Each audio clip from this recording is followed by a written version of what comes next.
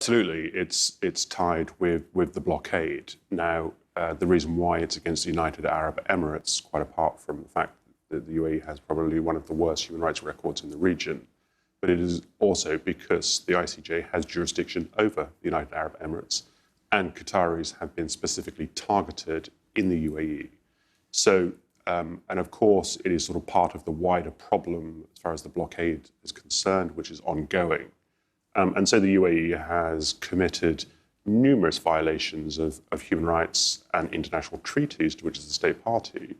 But this is more of a narrow consideration of discrimination against Qatari nationals that were previously resident in the UAE. And so the case for Qatar is very strong, and the UAE is going to have to come up with some reason that the judges will consider in their determination for the targeting of Qatari nationals. And it's very difficult to understand how they can possibly justify their actions. Of course, I mean, and the UAE is saying that it's completely rejecting these claims. But if the court finds in favour of Qatar, what happens then? Well, first of all, it is highly likely that the ICJ will rule in favour of Qatar. As I said, it's going to be very difficult for the UAE to provide any justification for their actions.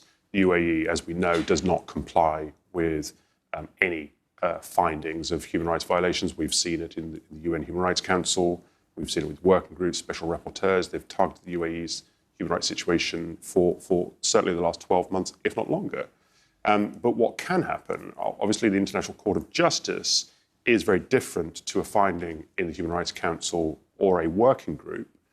But obviously, if the UAE refuses to implement a decision of the ICJ that requires them to provide reparations and to stop the discriminatory practices, then that can go to the United Nations General Assembly, which would be further criticism of the UAE system, which has, as we've seen, completely disregarded the rule of law and violates human rights on a frequent basis.